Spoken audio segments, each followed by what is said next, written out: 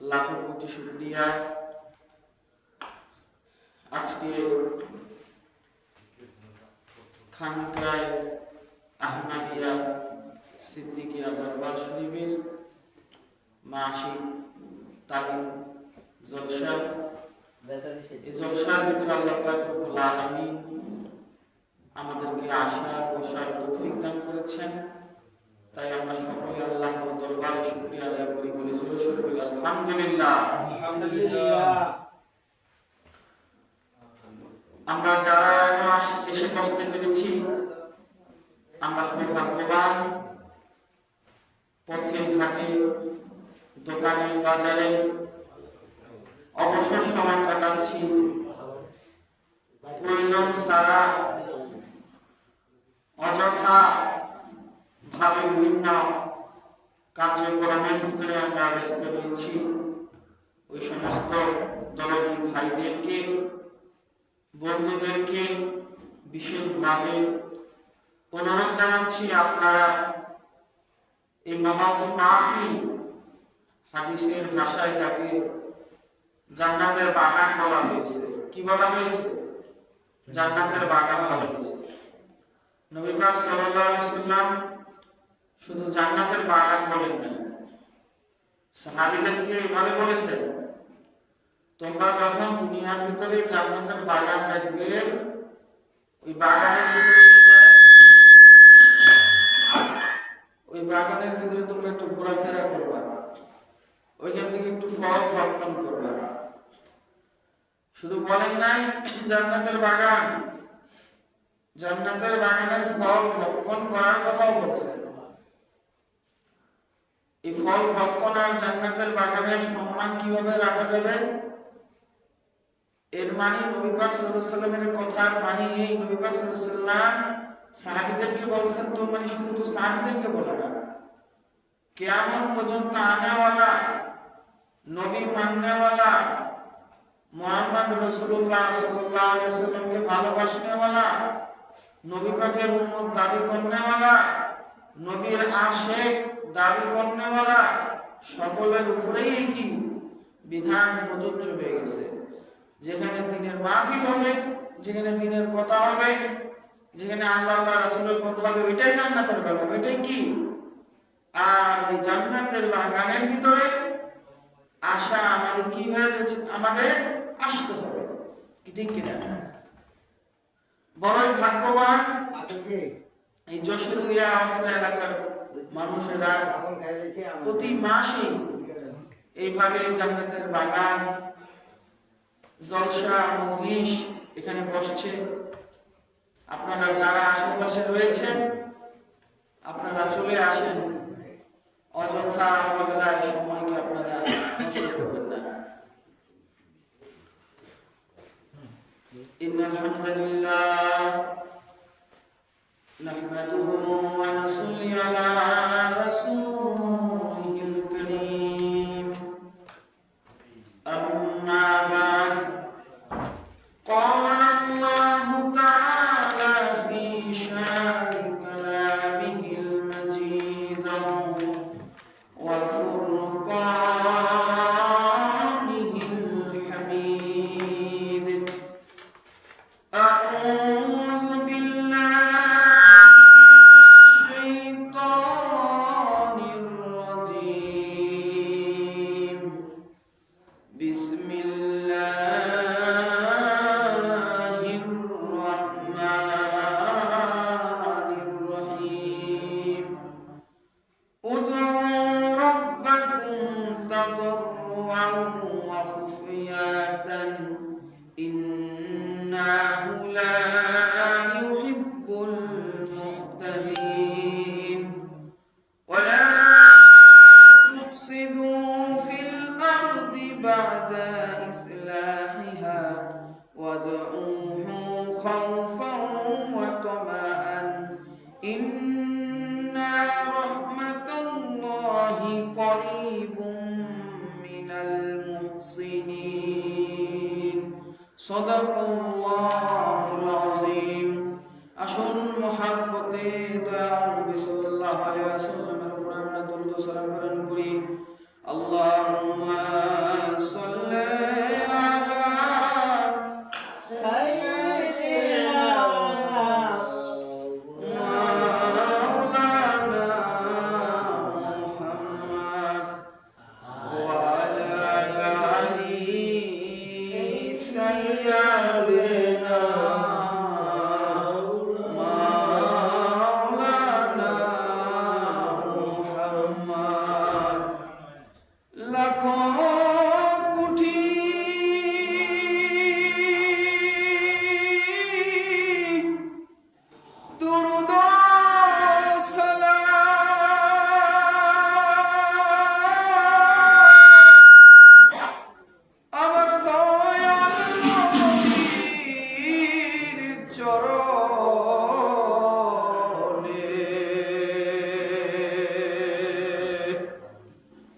যার খাতিরে নাজাত পাবো রোজ হাসরের ময়দানে। আল্লাহুম্মা মুআফাতে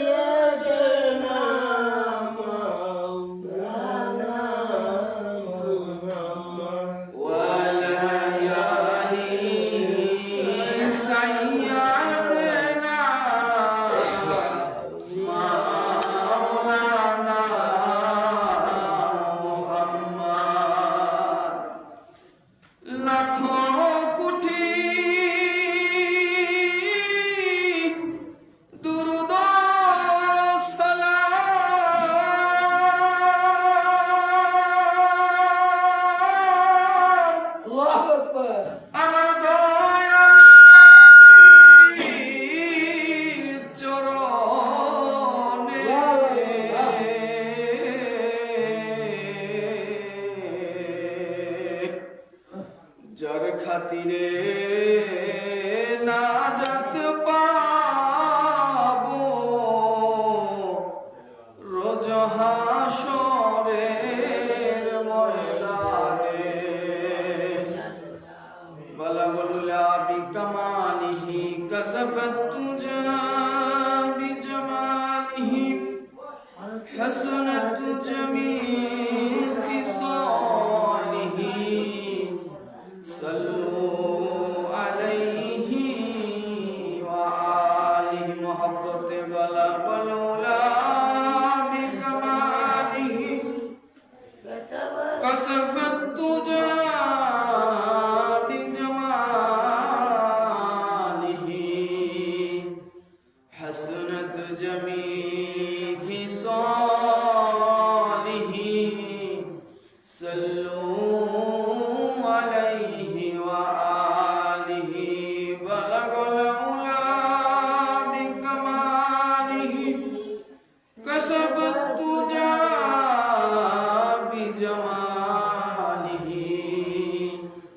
حسنت جميع خصاله صلوا عليه وآله وبارك।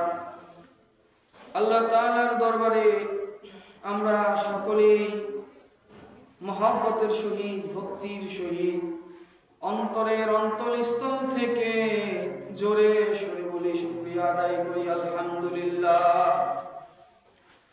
বাবারা, আল্লাহ পাক রব্বুল আলামিনের খাস রহমত, খাস দয়া, আল্লাহ পাক রব্বুল আলামিন আমাদেরকে সুস্থ রেখেছেন। কি রেখেছেন বলেন? কি রেখেছেন বলেন? আল্লাহ পাক রব্বুল আলামিন আমাদেরকে সুস্থ রেখেছেন। আমার সাথে বলেন, কি সুস্থ না আমরা? সুস্থ দেখেই তো আমরা আসতে পারছি। আসতে পারি নাই? সুস্থ দেখে শুধু আসতে পারছি বলে না, আমরা হাঁটতে পারতেছি, কথা বলতে পারতেছি, দেখতে পারতেছি, শুনতে পারতেছি, ঠিক কিনা? একই সময় বাংলাদেশের বড় বড় যে হসপিটাল গুলা, ওইগুলার ভিতরে একটু নজর দিয়ে দেখেন, জরুরি বিভাগের ভিতরে একই সময় জরুরি বিভাগের ভিতরে বড় বড় হসপিটাল খবর নিয়ে দেখেন কত রোগী ছটফট করতেছে, দাপড়াইতেছে, কত স্বজনদের ভিতরে রাহাজারি, কান্না কাটি রোল পড়ে গেছে, রোনাজারি শুরু করে দিয়েছে। আল্লাহ পাক রব্বুল আলামিন আপনাকে, আমাকে, আপনার, আমার পরিবারকে তো ওই রকম অবস্থায় রাখে নাই, রাখছে? রাখে নাই। তাই এই দিকে চিন্তা করে হলেও জোরে সরে সকলেই জবান খুলে আরেকবার বলে আলহামদুলিল্লাহ। বাবারা এখানে শেষ না, বাবারে আল্লাহ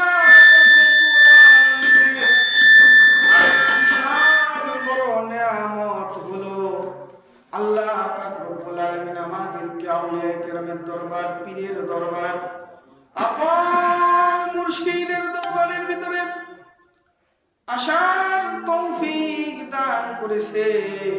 তাই জোরে সরে আরেকবার বলেন আলহামদুলিল্লাহ। প্রিয় উপস্থিতি, আপনারা আশ্চর্য হয়ে যাবেন। হযরত ইমাম মালিক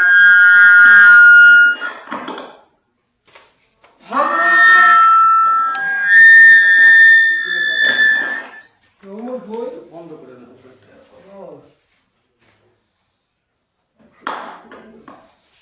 হযরতে ইমাম মালিক রাহমাতুল্লাহ আলাইহি ইনি স্বয়ং বলতেছেন, কোন ব্যক্তি যদি বলেন সুবহানাল্লাহ, কোন ব্যক্তি যদি শুধু ইলম অর্জন করে কোরআন হাদিসের জবানি ইলম, কিন্তু পীর ওলিদের সাথে সম্পর্ক রাখলো না, আউলিয়া কেরামের দরবারের ভিতরে আসা যাওয়া করলো না, ইমাম মালিক ওই সমস্ত আলেমদেরকে, ওই সমস্ত জ্ঞানীদেরকে কঠোর ভাষা তাদের জন্য প্রয়োগ করেছেন। কি করেছেন? কঠোর শব্দ প্রয়োগ করে বলেছেন। তারা কি? তারা হবে অহংকারী, হবে তারা কোরআন বলবে, কোরআনের আয়াতগুলো মানুষকে বলবে, কোরআনের বিধান বলবে, কিন্তু নিজেরা অনুযায়ী কাজ করবে না। প্রিয় মুসলিম, এই আলোচনায় যাওয়ার আগে আমি পবিত্র কালামুল্লাহ থেকে দুইখানা আয়াত তেলাওয়াত করেছি। সূরা আরাফ থেকে দুইখানা আয়াত তেলাওয়াত করেছি। আল্লাহ পাক রব্বুল আলামিন কোরআনের ভিতরে তাম দুনিয়ার সমস্ত ঈমানদারদেরকে, মুসলমানদেরকে, কাদেরকে? যারা ঈমানদার। আমার কথা কি বোঝা যায়? আপনারা কি আমার কথা বুঝতে পারতেছেন? যারা ঈমানদার, যারা আল্লাহ পাক রব্বুল আলামিনের উপরে ঈমান এনেছে, যারা নিজেরা দাবি করে আমরা মুসলমান, আল্লাহ পাক রব্বুল আলামিন ওই সমস্ত মানুষদেরকে বলছেন, উদউ রাব্বাকুম তাদাররুআন ওয়া খুফিয়াতান ইন্নাহু লা ইউহিব্বুল মু'তাদিন। আল্লাহ পাক রব্বুল আলামিন তামাম আলামের মুসলমান দাবি করেওয়ালা, আল্লাহকে ডাকনেওয়ালা মানুষদেরকে শিক্ষা দিচ্ছেন। কি শিক্ষা দিচ্ছেন? শিক্ষাটা হচ্ছে, তোমরা আল্লাহকে, আল্লাহর ইবাদত তো তোমরা করবা, বিপদে পড়ে হোক, সমস্যায় পড়ে হোক, আমাকে ভালোবেসে হোক, আমি আল্লাহকে তোমরা ডাকবা, কিন্তু সাবধান, সাবধান, তোমরা মাথার ভিতরে খেয়াল রাখো, উদউ রাব্বাকুম তাদাররুআন ওয়া খুফিয়াতান ইন্নাহু লা ইউহিব্বুল মু'তাদিন। হে দুনিয়ার মানুষেরা, তোমরা খুব বিনয়ের সাথে, বিনয়ী ভাষায় তোমাদের রবকে ডাকবে। খবরদার, খবরদার, তোমাদের আল্লাহ কিন্তু সীমালঙ্ঘনকারীদেরকে ভালোবাসে না। কাদের ভালোবাসে না? আল্লাহ সীমালঙ্ঘনকারীদেরকে ভালোবাসে না। প্রিয় উপস্থিতি, এই আয়াতের তাফসীরের ভিতর যদি আমরা দেখি, তাফসীরকারগণ বলতেছেন, আল্লাহ পাক রব্বুল আলামিন দুনিয়ার মানুষকে বুঝাইতে চাচ্ছেন, দুনিয়ার যত মানুষ। আচ্ছা, আপনারা আমাকে বলেন, দুনিয়ার সব ধরনের মানুষের ডাকা বা জবান, আমরা যেটাকে বলি মুখের ভাষা বা আচরণ একরকম হয়? বলেন। যিনি বড় কোটি টাকার মালিক, ইনি যদি কথার কথা একটা ভেঙালাকে ডাকবে, কিভাবে ডাক দিবে? বলেন। এর ভিতরে কি আদব থাকবে? 99% কোটি কোটি। সে যদি ভ্যানওয়ালা, রিক্সাওয়ালাকে ডাক দেয়, কি তার ভিতরে আদব থাকে না? কি ঠিক কিনা? অথচ ওই ধনী ব্যক্তি, ইনারও কিন্তু হাত দুইটা, চোখ দুইটা, পা দুইটা, উনিও কথা বলতে পারে। আর যিনি ভ্যান চালক, রিক্সা চালক, উনারও কিন্তু হাত সেই দুইটাই, চোখও কি দুইটাই, উনিও কথা বলে, ঠিক কিনা? কেন ওনার কর্ম, উনি ভ্যান চালক, রিক্সা চালক। আর যিনি কোটিপতি, ইনি ব্যবসা বাণিজ্য করে কোটিপতি হয়েছে। এই কারণে দেখবেন ভাষার মতো অনেক দূরত্ব। তাকে যদি ডাক দেয় তখন কি সে দেখবেন বেশিরভাগ বড় লোক যারা, তারা বয়সের একটা, আদবের একটা বিষয় থাকে, ভাষার একটা ব্যাকরণগত বিষয় থাকে। মুরব্বীদের জন্য, বয়স্কদের জন্য ভাষার কোন ব্যাকরণটা প্রয়োগ, দেখবেন যে তারা এটা মাথায় রাখতে পারে না। এমনি ভাবে কোটিপতি যারা, এমনি ভাবে আরেকটা নরমাল মানুষ, সাধারণ মানুষ, মধ্যবিত্ত, উনি যদি ডাক দেয় একটা জ্ঞান লাগে, ওনার কিন্তু ভাষা দেখবেন এতটা এদিক সেদিক হবে না, কিছুটা আদবের ভিতরেই থাকবে, ঠিক কিনা? এমনি ভাবে আল্লাহ পাক তাফসীরকারগণ এখানে বলতেছেন, আল্লাহ কোরআনে যে বলল তোমরা বিনয়ের সাথে তোমাদের মালিককে ডাকো, এইটা বলে আল্লাহ পাক সারা দুনিয়া সমস্ত মানুষদেরকে শিক্ষা দিতেছেন। কি করতেছেন? আল্লাহ পাক শিক্ষা দিতেছেন। কেন না নবী সাল্লাল্লাহু আলাইহি ওয়াসাল্লাম এমন একটা সময় এই জমানা, এই দুনিয়ার ভিতরে এসেছিলেন, ওই সময়কে বলা হতো অন্ধকার সময়। কি সময় বলা হতো বলুন? অন্ধকার সময়। অন্ধকার বলতে কি সূর্য উঠতো না সেই অন্ধকার? বলেন, আমার সাথে কথা বলেন। সূর্য উঠতো না সেই এমন অন্ধকার? অন্ধকার কেন বলা হতো?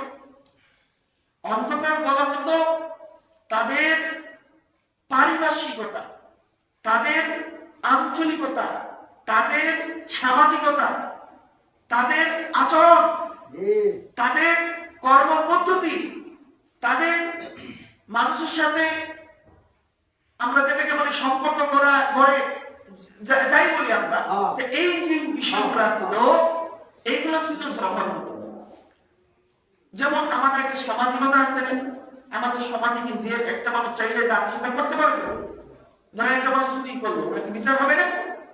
ওই যে ওই নবী সাল্লাল্লাহু আলাইহি ওয়াসাল্লাম যখন আসছিলেন, তখন আগের যে মানুষগুলা, এই সমাজের নিরাপত্তা ছিল না, নারীদের নিরাপত্তা ছিল না, মানুষের জানের নিরাপত্তা ছিল না, নারী শিশুদের নিরাপত্তা ছিল না, সম্পদের নিরাপত্তা ছিল না, কোন নিরাপত্তা নেই। একটা যে সমাজ, একটা সমাজের নিয়ম কানুন থাকে, একটা রাষ্ট্রের নিয়ম কানুন থাকে, ওই যে জাজিরাতুল আরবের ভিতরে ওই যে মক্কা, ওই আশেপাশে যে অঞ্চলটা, এই অঞ্চলটা, ওই জায়গায় মানুষের ভিতরে কোন রকম আদব কায়দা কিচ্ছু ছিল না, কোন সামাজিকতাও ছিল না। তাদের আইন বলতে আইন কি জিনিস, কন্ট্রোলের কথা, যে কন্ট্রোল যে একটা বিষয় থাকে, এগুলা কিছু ছিল না। এই কারণে ওই সময়ের ওই যুগটাকে বলা হয় অন্ধকারের যুগ। শিক্ষা দীক্ষা ছিল না মানুষের ভিতরে। আপনি যদি ব্যবসা বাণিজ্য বলেন বা কর্মক্ষেত্র বলেন, এই দিকেও তারা রাহাজানি করতো, এখানে ডাকাতি, চুরি, এগুলো ছিল সর্বসময়। এখানে ওই যুগটাকে বলা হয় অন্ধকার যুগ। প্রিয় উপস্থিতি, এবং ওই সময়ের মানুষ করত মূর্তি পূজা। কি করত? শুধু মূর্তি পূজা করতো না, প্রতিদিন এক একটা করে মূর্তি পূজা করতো। প্রতিদিনের ভিন্ন মূর্তি ছিল, প্রতিটা মাসের ভিন্ন মূর্তি ছিল। মানুষের যে প্রয়োজন, আমরা বলি খাদ্য, বস্ত্র, মৌলিক যে আমাদের চাহিদা, যে পাঁচটা, এই মৌলিক চাহিদার জন্য তাদের আলাদা আলাদা মূর্তি ছিল। যেমন তাদের লাভ মূর্তি ছিল, মানা মূর্তি ছিল, উর্জা মূর্তি ছিল, এই বিভিন্ন নামে নামে যে মূর্তিগুলো ছিল, এই মূর্তিগুলোর কাছে তারা বিভিন্ন সময় বিভিন্ন জিনিস চাইতো। যেমন লাভ, এরা মনে করতো এটা তাদের ভাগ্যের দেবতা। মানা, একে মনে করতো একরকম দেবতা। উর্জাকে মনে করতো একরকম দেবতা। এবং কি প্রত্যেকটা দিনের জন্য ভিন্ন ভিন্ন কি ছিল, এক একটা মূর্তি ছিল। তারা তো করত মূর্তি পূজা।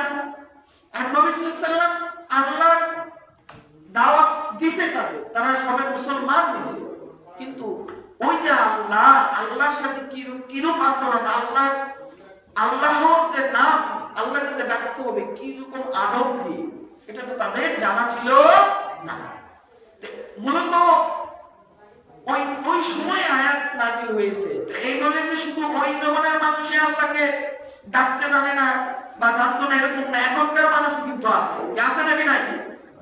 কি আছে নাকি নাই? দেখবেন জিকির করে, দেখবেন জিকিরের ভিতরে আছে নাকি নাই? কি আছে নাকি নাই?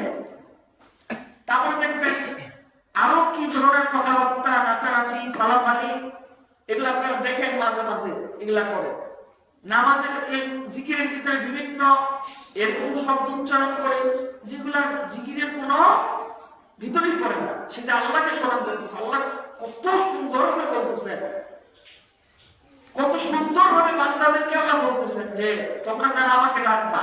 এখন তাফসীর করে এখানে ব্যাখ্যা করেছে মানুষ আল্লাহকে কেন ডাকে।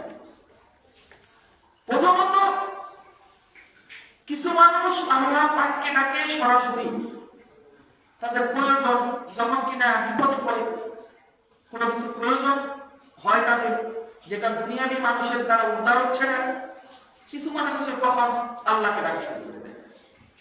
দেখবেন ওই সময় কিছু মানুষ আল্লাহ তুই আমাকে দেখ, এরকম কিছু শব্দ ব্যবহার করে না, আছে নাকি নাই? কিন্তু এর আগে পরে দেখবেন যে আল্লাহকে সে চিনে না, আছে নাকি নাই? কিছু মানুষ আছে এরা হচ্ছে আল্লাহ পাককে ভালোবেসে রাখে। কি করে রাখে, কি জন্য রাখে বলেন? আল্লাহকে সব সময় রাখে, মহব্বতে রাখে। কি তাদের কলবে, তাদের জীব সর্বসময় আল্লাহ আল্লাহ নামে কি থাকে, তরুণ তাজা থাকে। বলি সুবহানাল্লাহ, আছে নাকি নাই?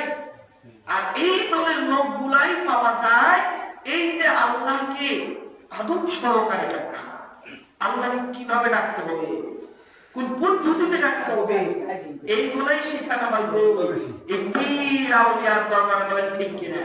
কি ঠিক কিনা বলেন? এই যে আমরা যেখানে আসছি, আমরা কিন্তু এখানে জিকির করি, আমরা কি লাফায় জিকির করি দরবার শুনতে পেয়ে? বলেন সবাই, বলেন জোরে বলেন না। আমরা কি যেমনি খুশি এমনি কেন দেখতেছি? বলেন আমরা কিন্তু আমাদের শায়েখের দেখানোর পদ্ধতিতে কি কি করতেছি আমরা, নফিয়াজ বা খেয়াল করবেন সবাই, ইল্লাল্লাহ, কত বিনয়ের সহিত, কি ঠিক না? আর আল্লাহ পাক রব্বুল আলামিন এটাই বলতেছেন, উদউ রাব্বাকুম তাদাররুআন ওয়া খুফিয়াতান, হে দুনিয়ার মানুষেরা তোমরা তোমাদের রবকে ডাকো সংগোপনে আদবের সহিত। কি ঠিক কিনা? তা আমরা যে জিকির করতেছি খেয়াল করবেন, সবাই খেয়াল করবেন, ইল্লাল্লাহ, আদব আছে নাকি নাই? সংগোপন আছে নাকি নাই? এইটাই আল্লাহ পাক রব্বুল আলামিন এইভাবে তাকে ডাকার জন্য বলতেছে। এরপরে আল্লাহ পাক রব্বুল আলামিন কি বলতেছে? প্রথমে আল্লাহ পাক দুনিয়ার সমস্ত মানুষদেরকে যারা আল্লাহ জিকির করবে, ভালোবেসে রাখুন, অভাবে পড়ে রাখুন, যে কোনো অবস্থায় রাখুন আল্লাহকে, আল্লাহ পাক শিক্ষা দিচ্ছেন তোমরা আদবের সহিত থাকবে, তোমরা বিনয়ের সহিত থাকবে, তোমরা সংগোপনে থাকবে। কি আল্লাহকে কিভাবে রাখতে হবে? আদবের সহিত, সংগোপনে, বিনয়ের সহিত। বলেন ঠিক কিনা? তা আমরা কিভাবে রাখি, কি রাখি না? তারপরে দেখেন আমরা আল্লাহ জিজ্ঞেস করতেছি আল্লাহু আল্লাহু, কি বিনয় আছে নাকি নাই? আল্লাহু বিনয়, মাথা নিচা করে নিজের কলবের দিকে মাথাকে কিছুটা ঝুঁকি দিয়ে, কত সুন্দর বিনয়। আর এই মাধ্যম, এই পদ্ধতি আমরা কোথায় শিখি বলেন? এই আউলিয়া কেরামের দরবারে এসে শিখি। বলেন ঠিক কিনা? প্রিয় মুসলিম, আল্লাহ পাক রব্বুল আলামিন তাকে ডাকার পদ্ধতি তিনি নিজে শিক্ষা দিয়ে তারপরে আল্লাহ পাক রব্বুল আলামিন বলতেছেন পুরা দুনিয়ার মানুষকে লা মুহতাদিন। হে দুনিয়ার মানুষেরা, খবরদার খবরদার, তোরা সীমা লঙ্ঘনকারী হইস না। যদি সীমা লঙ্ঘনকারী জাহান্নাম ছাড়া কিন্তু উপায় থাকবে না। প্রিয় উপস্থিতি, আমি আপনাদেরকে বুঝাইতেছিলাম কিভাবে আদমের শহীদ আল্লাহকে ডাকা হয়। এবার আসলে আমরা বোঝার চেষ্টা করি সীমা লঙ্ঘনকারী কারা। প্রিয় উপস্থিতি, গ্রামের ভিতরে আশেপাশে দেখবেন অনেক মাজার বয় আছে নাকি নাই? আছে নাকি নাই বলেন? এরা বলে আমরা আল্লাহকে ভালোবাসি, আমরা পারে পাপ চর্চা করি, অথচ যায় দেখবেন তারা যা করে পুরাটাই সীমা লঙ্ঘন। কি ঠিক কিনা? প্রিয় উপস্থিতি, তারা আল্লাহকে পাওয়ার নামে দেখবেন জিকিরের নামে মহিলা নিয়ে একসাথে জিকির করে। কি ঠিক কিনা? আছে নাকি না? গান বাদ্য বাজায়, ঢোল বাজায়, সেতারা বাজায়, গাঁজা সেবন করে, বলে কুদরতি পাতা গাঁজা নাম বিদ্যি। আছে নাকি না? এরকম কথা বলে না? ওইগুলোই হচ্ছিল সীমা লঙ্ঘনকারী। ওইগুলো কি? আর ওইগুলোই ভক্ত, ওইগুলোই কি? আল্লাহ পাক আমাদেরকে ওদের পর ধরতে নিষেধ করতেছে। কি করতেছে? দেখো ওরা যে দেখেন মাজারে যে জিকির হয়, বিভিন্ন ভণ্ড যে মাজারগুলা, আউলিয়া কেরাম, হক্কানি আউলিয়া কেরামের দরবার কিন্তু না, সাবধান হয়ে যান সবাই। হক্কানি যে আউলিয়া কেরাম তাদের দরবারের কথা কিন্তু না। তারা তো আমি আগেই ব্যাখ্যা দিলাম যে তারা বিনয়ের সহিত, কিভাবে বিনয়ের সহিত সঙ্গ করে আল্লাহ পাকে জিকির করে। কি ঠিক কিনা? কিভাবে করে? আসেন আমরা সবাই একটু করি।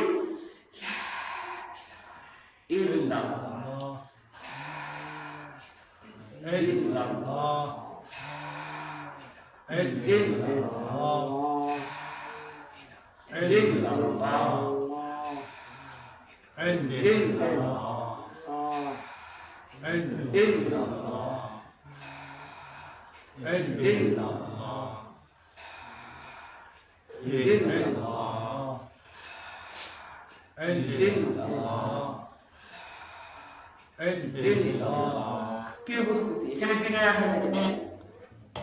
এটাই হচ্ছে বিনয়। আল্লাহ পাক এইভাবে ডাকতে বলতেছে। আর সীমা লঙ্ঘনকারী উদাহরণ দিতে হবে। এখন সীমা লঙ্ঘন কাকে বলে? মানে আপনাদেরকে আমি যদি বলি সীমা লঙ্ঘন এটা, 1 ঘন্টা ওয়াজ করতে পারবো, কিন্তু দেখবেন মাঝে মাঝে উদাহরণ দিলে কি মানুষ সহজ বুঝে।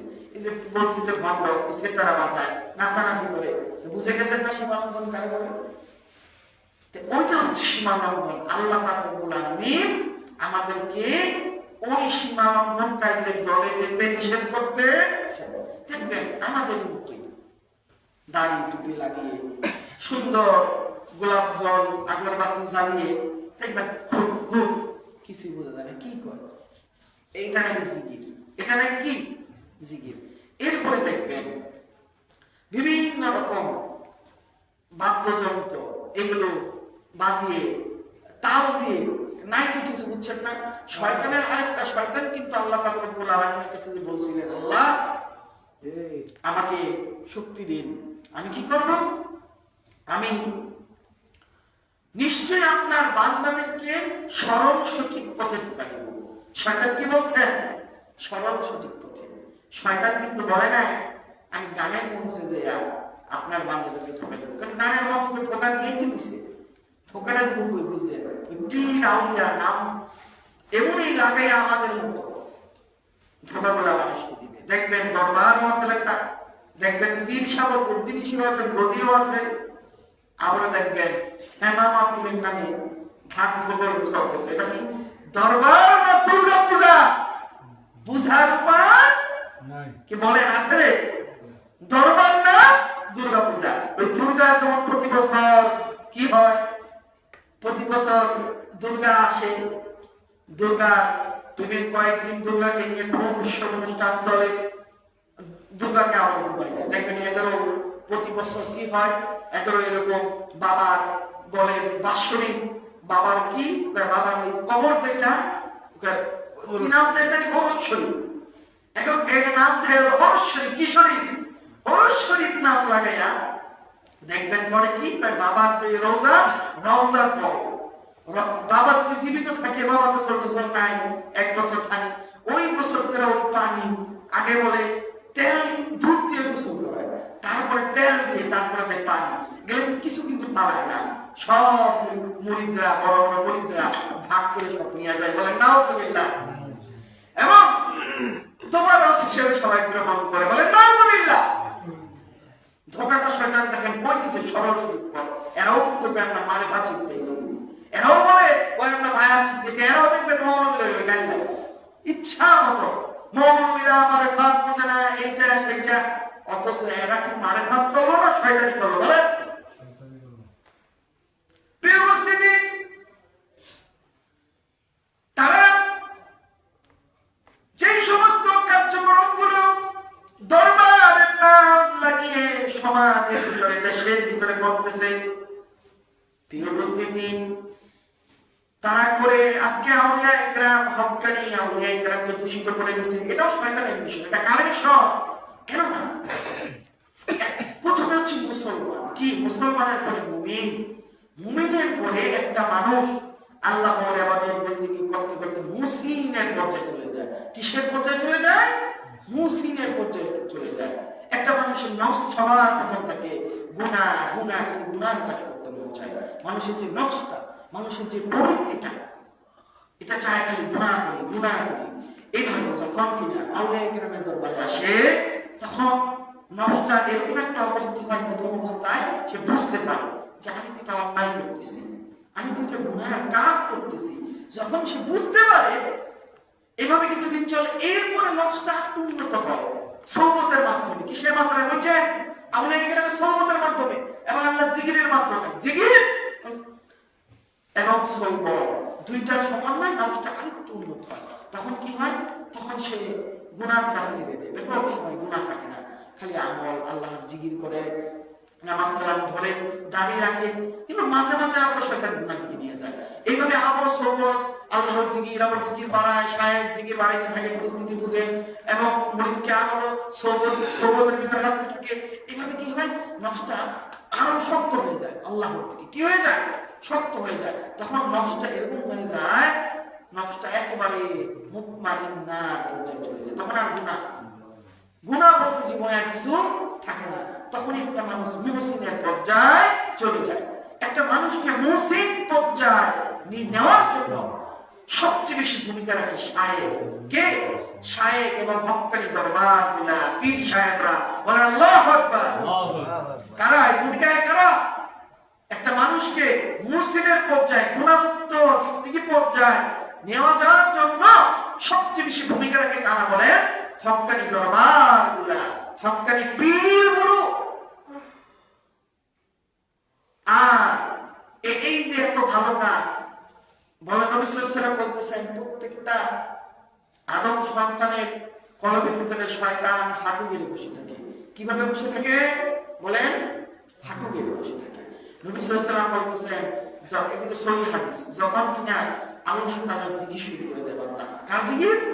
আল্লাহর জিকির। যেমন আল্লাহ হুম, আল্লাহ হুম, এরপরে নফিজ বা তওবা, এগুলো যখন জিকিরগুলো শুরু করে দেয়, শয়তান কলব থেকে ভেঙে যায়। শয়তান কি করে? বলেন কলবের থেকে ভেঙে যায়।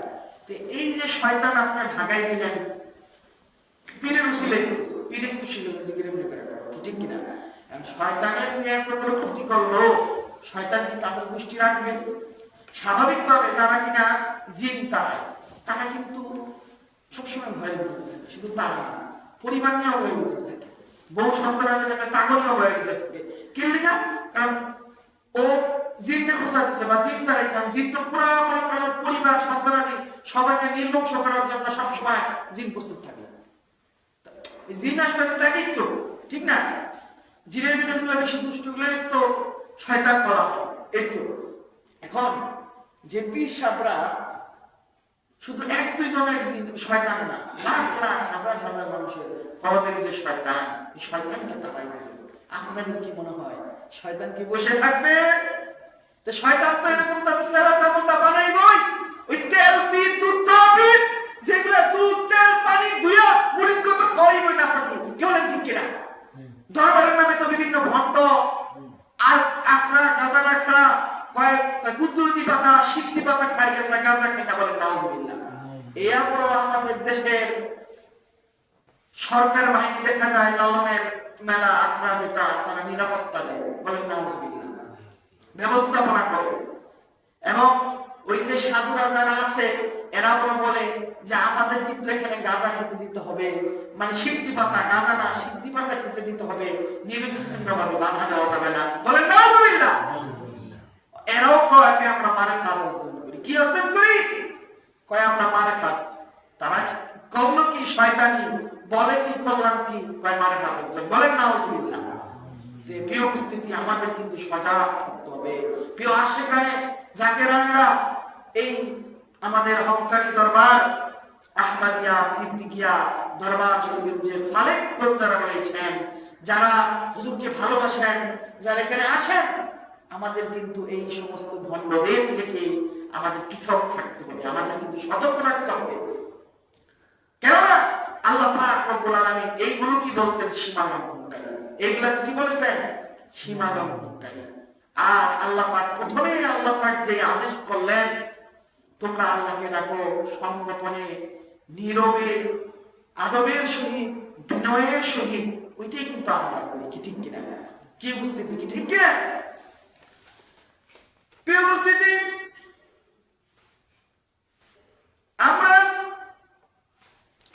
আমি আপনাদের সম্মুখে দ্বিতীয় যে আয়াতটা কালামুল্লাহ থেকে তেলাওয়াত করেছিলাম, আয়াতুল কারিমার ভিতরে আল্লাহ পাক রব্বুল আলামিন বলতেছেন, ওয়ালা তুফসিদু ফিল আরদি বা'দা ইসলাহিহা ওয়াদউহু খাওফান ওয়া তামাআন ইন্না রাহমাতাল্লাহি করিবুম মিনাল মুহসিনিন।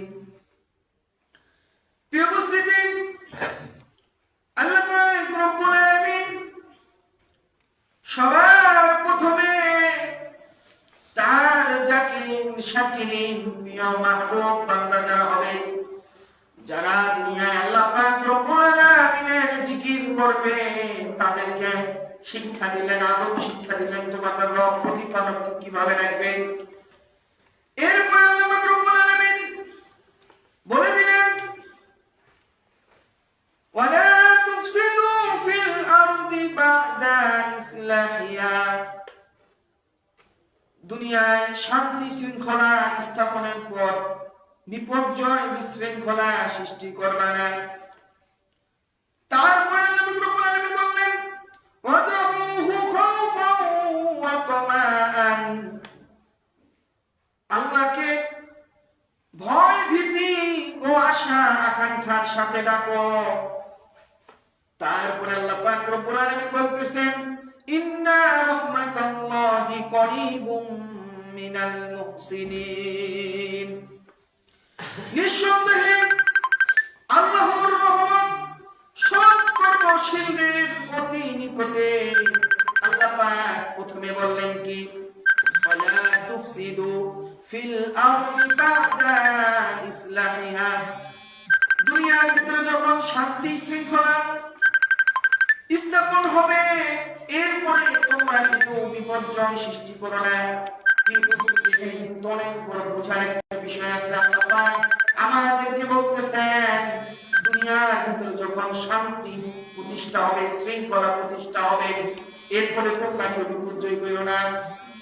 প্রিয় উপস্থিতি, কালামুল্লাহর আয়াতের গভীর তাৎপর্যমূলক যদি আপনাদের সম্মুখে আলোচনা করি, আল্লাহ পাক কি বলছেন সুন্দরভাবে আগে বাংলা ভাষায় বুঝেন। আল্লাহ বলতেছেন, ওয়ালা তুফসিদু ফিল আরদি বা'দা ইসলাহিহা, দুনিয়ার ভিতরে শান্তি শৃঙ্খলা স্থাপনের পরে তোমরা কেউ বিপর্যয় করবে না। মানে দুনিয়ার ভিতরে শৃঙ্খলা, এই দুনিয়ার শৃঙ্খলা যদি আমরা দুই ভাগে ভাগ করি, এক নম্বর হচ্ছে আল্লাহর সৃষ্টির ভিতরে যে শৃঙ্খলা, আল্লাহর সৃষ্টির ভিতরে শৃঙ্খলা হলেন আল্লাহ পাক রব্বুল আলামিন। আসমান সৃষ্টি করেছেন, এই আসমানের ভিতরে সূর্য তারকারাজি আল্লাহ সৃষ্টি করেছেন, কি ঠিক কিনা? আল্লাহ পাক রব্বুল আলামিন গাছপালা সৃষ্টি করেছেন, নদী সৃষ্টি করেছেন, জঙ্গল সৃষ্টি করেছেন, মাঠ ঘাট সৃষ্টি করেছেন, আরো অসংখ্য প্রাণী সৃষ্টি করেছেন। এই যে সৃষ্টিটা, এই সৃষ্টিটার ভিতরে কিন্তু আল্লাহ পাক রব্বুল আলামিন একটা শৃঙ্খলা রেখেছেন। কি রেখেছেন বলে? একটা শৃঙ্খলা। আম গাছ, স্বাভাবিকভাবে আম গাছ কিন্তু বছরে একবারই ফল দেয়, একটা শৃঙ্খলা এটা। এরপরে যদি আপনারা লক্ষ্য করেন, সূর্য নিয়মিত পূর্ব দিক থেকে উঠে পশ্চিম দিকে ডুবিত হচ্ছে, এটা কিন্তু একটা সৃষ্টির শৃঙ্খলা আল্লাহ তাআলার তৈরি। এরপরে আমরা যদি লক্ষ্য করি, যেটা আমরা চোখে দেখি না, অদৃশ্য, আমরা কি আল্লাহ পাক রব্বুল আলামিন এই যে আমাদের পৃথিবীর উপরে একটা বায়ুমণ্ডল সৃষ্টি করেছেন। কি সৃষ্টি করেছেন বলেন সবাই সুবহানাল্লাহ।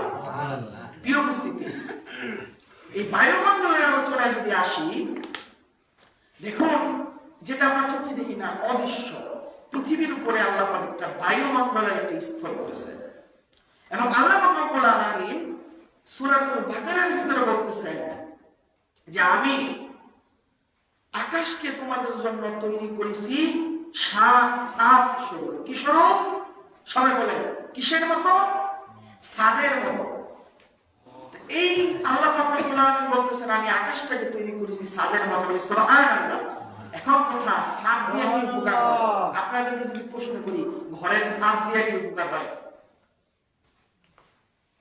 প্রিয় উপস্থিতি, ঘরে যদি ছাদ না থাকে, বিল্ডিং এ যদি ছাদ না থাকে, সবার প্রথম চোর ডাকাতের ভয় থাকে কি থাকে না? এরপরে এই যে এখন শীতের দিন, প্রচন্ড শীত এবং কুয়াশা, ছাদ যদি না থাকতো ঘরের, বিল্ডিং এর, তাহলে কি কুয়াশা বেশি পড়তো কি পড়তো না? বলেন আপনারা সবাই, পড়তো কি পড়তো না? এরপরে ঘরের উপরে লাগাইছে আপনার বাবা বা দাদা একটা তাল গাছ, ছাদ যদি আপনার না থাকে, বলেন মাথা ঠিক থাকবে? তাল যখন পাকবে মাথা ঠিক থাকবে? কি কথা বলেন না কেন? বা লাগাইছেন আপনি আম গাছ, আম পেকেছে, সব পড়বে। ছাদ যদি না থাকে, ঘুমাইছেন বিশাল পালঙের ভিতরে, আমগুলি কি সব কোথায় পড়বে বলেন? আপনার উপরে পড়বে কি পড়বে না? প্রিয় উপস্থিতি, বা বড়ই গাছে লাগাইছেন, বড়ইয়ের কাটা কি ঘরে পড়বে কি পড়বে না? তে বুঝতে পারলাম এই যে ছাদ, স্বাভাবিকভাবে আমাদের যার যার আপন ঘরের ভিতরে যে ছাদ হয়, আমাদেরকে চুরি থেকে ছাদ হেফাজত করে এবং বিভিন্ন সময় দুর্যোগ, ঝড় বৃষ্টি, এইগুলোর থেকে রক্ষা করে। কি ঠিক কিনা? এমনি ভাবে আল্লাহ পাক রব্বুল আলামিন যে বললেন আমি এই আসমানকে বানাইছি তোমাদের জন্য ছাদ স্বরূপ।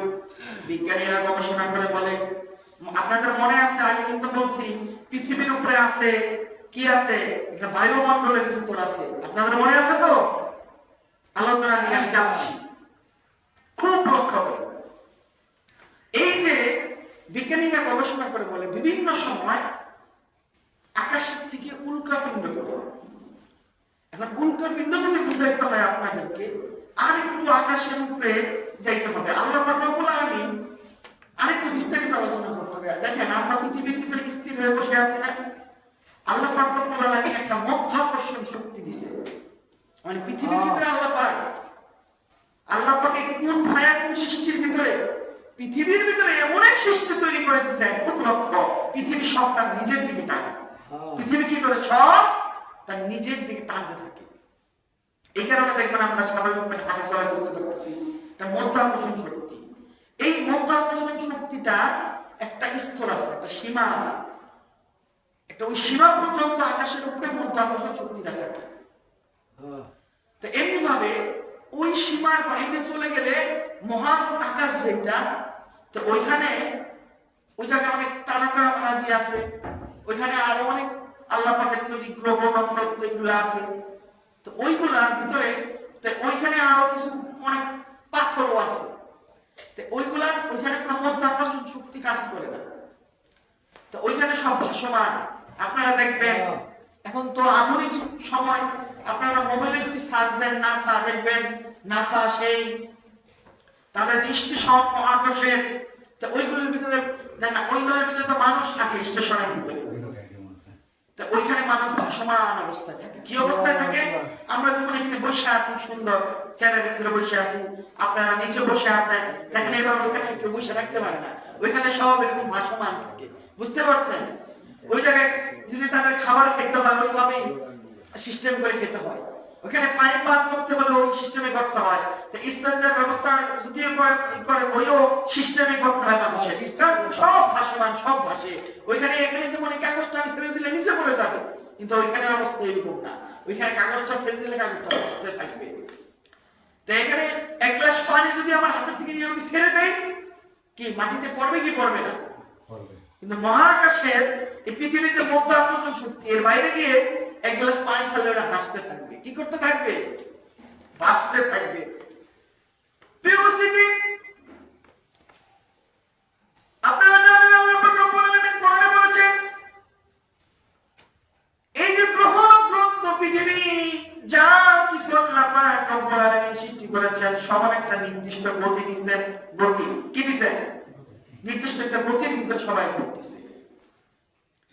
এই যে গতিটা, তো অনেক সময় এইভাবে আকাশের উপরে বড় বড় যে উল্কাপিণ্ড আছে, যেগুলা বড় বড় পাথর, এইগুলা অনেক সময় কি হয়, ওই গতি থেকে দু একটা ছুটে পৃথিবীর উপরে অনেক শক্তি নিয়ে, অনেক জোর নিয়ে পৃথিবীর উপরে তারা পড়ে। কি করে? পৃথিবীর উপরে পড়ে।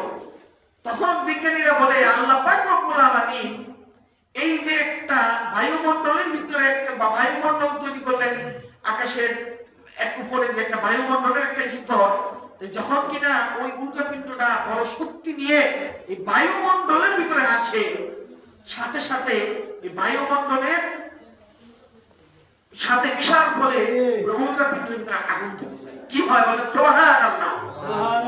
ওই আগুন ধরে ওই উল্কাপিণ্ডটা কি হয়ে যায়? একেবারে ছাই হয়ে যায়, ছাই হয়ে পড়তে থাকে। পড়তে পড়তে অনেক সময় দেখা যায় বেশিরভাগ গুলাই ছাই হয়ে যায়।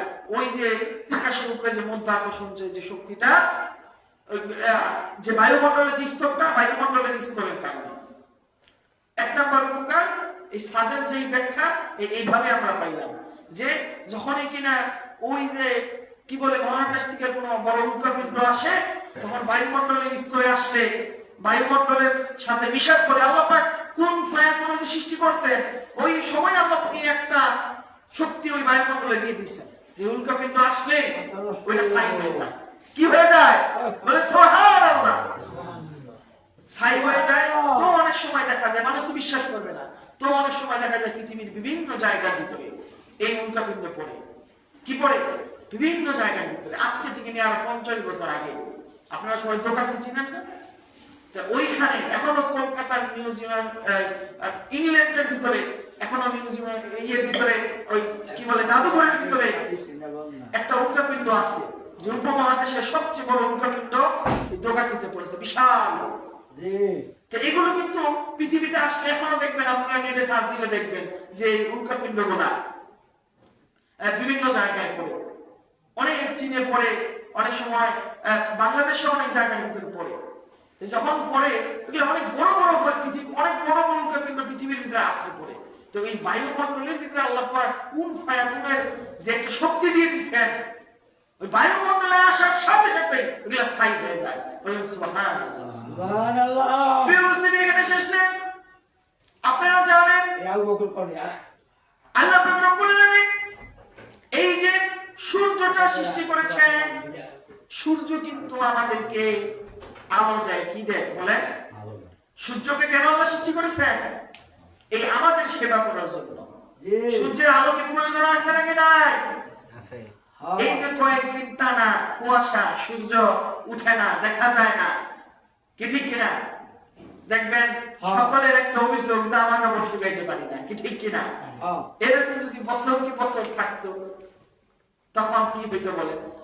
তখন আমাদের এই জামা কাপড় শুকানোর জন্য আলাদাভাবে বিজ্ঞান বিভিন্ন ডিভাইস তৈরি করত এবং আলাদাভাবে আমাদের খরচ করতে হইতো, কি ঠিক কিনা?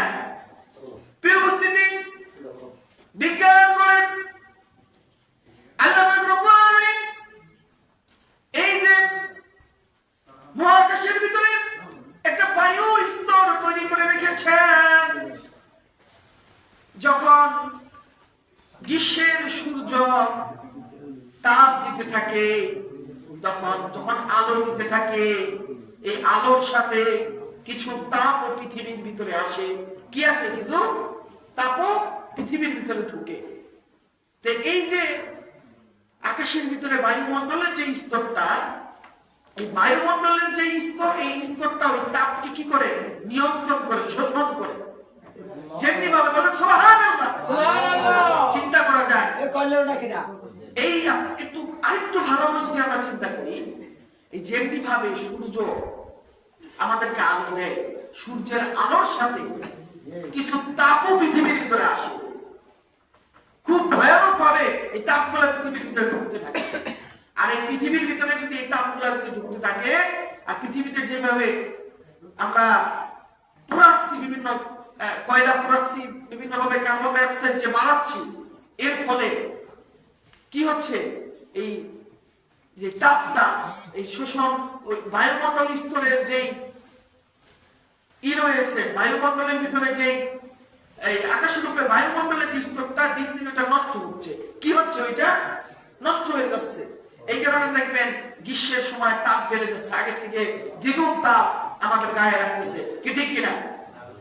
তো এই দ্বারা এই যে আল্লাহ পাক ছাদ যে তৈরি করলেন, আল্লাহ কোরআনে বললেন ছাদ, এটা নিয়ে ব্যাখ্যা হলো এটা যে এই বায়ুমণ্ডলের স্তর আল্লাহ তৈরি করার মাধ্যমে এক কি করলেন, ওই যে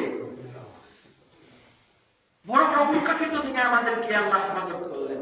2 নাম্বার, সূর্যের যে তাপ, পুরোপুরি তাপটাকে ওই বায়ুমণ্ডলের স্তর পৃথিবীর ভিতরে আসতে দেয় না।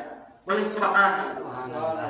প্রিয় উপস্থিতি, এখন আবার আপনারা আমাকে বলবেন যে আমি বললাম ওয়ালা তুফসিদু ফিল আরদি বা'দা ইসলাহিহা, তোমরা দুনিয়ার ভিতরে শৃঙ্খলা স্থাপন হলে ওইটা তোমরা বিপর্যয় সৃষ্টি করবে না। আমি বললাম এই আয়াত, আর আপনাদেরকে আমি শুনাইলাম এই উল্কাপিণ্ডের কথা, আপনাদেরকে আমি শুনাইলাম বায়ুমণ্ডল স্তরের কথা। কেন এই এখন আসেন কেন? কারণ আমি কিন্তু আগে বলছি যে এই বিপর্যয়টাকে আমরা 2 ভাগে ভাগ করতে পারি। এক, পরিবেশের উপরে। কি পরিবেশের উপরে? পরিবেশের তো শৃঙ্খলা ভিতরে না, এর উপরে। আর আরেকটা হচ্ছে মানুষের উপরে।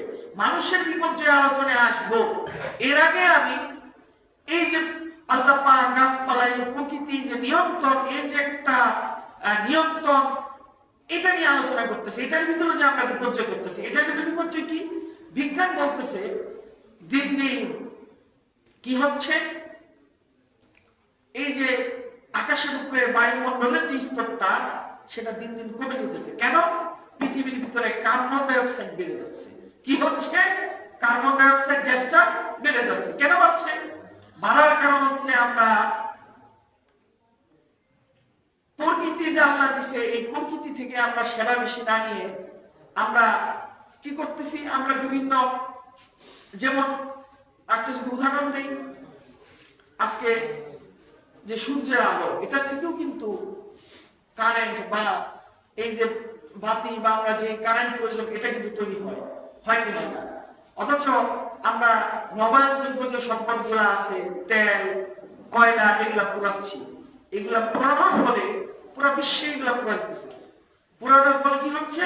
কার্বন ডাই অক্সাইড বেড়ে যাচ্ছে, আর এর ফলে বায়ুমণ্ডলের স্তর কমে যাচ্ছে। এই কারণে গরম বেশি, গরমের সময় লাগতেছে। এবং যদি এমন ভাবে যদি বায়ুমণ্ডলের স্তর যদি কমতে থাকে, আপনারা আশ্চর্য হবেন যে ইদানিং গত 50 বছরে যে পরিমাণ উল্কাপিণ্ড পৃথিবীর বিভিন্ন জায়গায় পড়তেছে, আগে পরেও তো পড়তো, কিন্তু আগে যখন কিনা বায়ুমণ্ডলের স্তরে যখন আসতো তখন এটা ছাই হয়ে যেত, ছোট ছোট টুকরা হয়ে যেত। আর এখন দেখা যায় যে বড় বড় উল্কাপিণ্ড করতেছে বিভিন্ন পৃথিবীর বিভিন্ন জায়গায়, কারণ এই বায়ুমণ্ডলের স্তর কমে যাচ্ছে। আল্লাহ পাক যে বলতেছে যখন কিনা শৃঙ্খলা প্রতিষ্ঠিত হবে তোমরা বিপর্যয় ঘটাইও না। প্রকৃতির বিপর্যয় যদি হয়, প্রকৃতির এই বিপর্যয়কে আমি আগে বলছি দুই ভাগে নেব। এক প্রকৃতি, এই প্রকৃতির বিপর্যয় হচ্ছে এইটা যে আমরা আল্লাহর দেওয়া শক্তি ব্যবহার না করে আমরা নিজেরা নিজেদের বিভিন্ন শক্তি আমরা নিজেরা উৎপাদন করতেছি। যেমন কারেন্ট, এটা সূর্যের মাধ্যমে হয়, এই সূর্যের তাপের মাধ্যমে কারেন্ট তৈরি করা যায়। এটা না করে আমরা তেল গ্যাস পুরো কারেন্ট তৈরি করতেছি, আর এর মাধ্যমে এই যে প্রকৃতির বিপর্যয় করতেছি। বলেন কি ঠিক কিনা? এরপরে দেখবেন আজকে খাল নালা এগুলা সব আমরা কি করতেছি, ভরে ফেলতেছি। কি ঠিক কিনা? আগে যে খাল ছিল এই খালগুলো এখন আছে, যে যার মতো ভরতেছি। এটাও সেই প্রকৃতির বিপর্যয়, এটাই সেই আল্লাহর দেওয়া শৃঙ্খলা কি করা, ধ্বংস করা। প্রিয় উপস্থিতি, এখন আপনাদেরকে আল্লাহ তাআলা এই যে প্রকৃতি, গাছপালা, তরুণতা, এইগুলার বিপর্যয় নিয়ে শৃঙ্খলা ভঙ্গের কথা বলতেছিলাম। প্রিয় উপস্থিতি, এবার আসুন ওয়ালা তুফসিদু ফিল আরদি বা'দা ইসলাহিহা।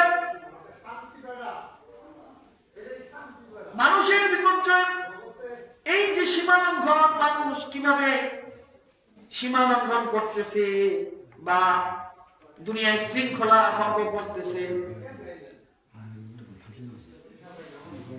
দেখেন পৃথিবীতে শৃঙ্খলা যুগে যুগে নষ্ট হয়েছে, যুগে যুগে কি হয়েছে, নষ্ট হয়ে গেছে। আল্লাহ পাক রব্বুল আলামিন যুগে যুগে নবী রাসূল প্রেরণ করে পৃথিবীর শৃঙ্খলা ফিরিয়ে দিয়েছে। বলেন সুবহানাল্লাহ।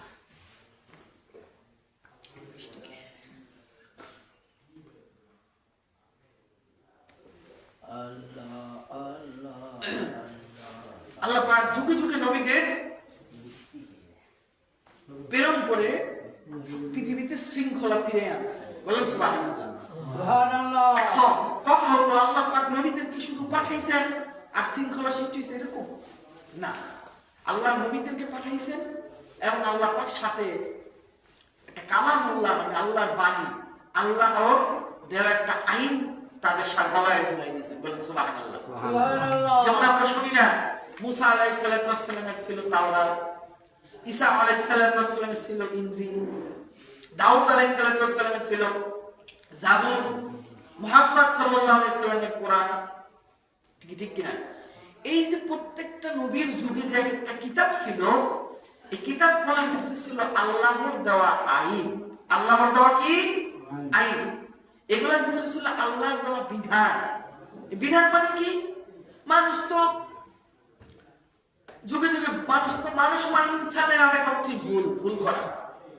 মানুষ তো ভুলে যায়, তাই মানুষ যে ভুলে যায়, মানুষ যেন মনে রাখে এবং সঠিক পথে যেন চলে।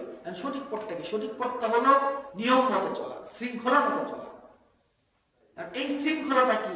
আপনি আমি বৈশা 10 জন বৈশা একটা আইন বানাই দিলাম, ওইটা শৃঙ্খলা হবে না। আল্লাহ তাআলা আপনাকে আমাকে যে কোনো একটা কাজের জন্য যে একটা আইন দিবে, ওইটা মানাই হচ্ছে শৃঙ্খলা। ভালো করে বুঝছেন? যেমন আপনি আমি কি করলাম, একটা লোক চুরি করছে, কি করছে, 10,000 টাকা চুরি করছে। আপনি আমি বৈশা একটা ফায়সালা দিয়ে দিলাম। ফায়সালাটা কি? যে 10টা জুতার বাড়ি দাও, দিয়া ছেড়ে দাও, দিলেন 10টা জুতার বাড়ি, 10 জন বৈশা বিচার করে দিলেন, গেল।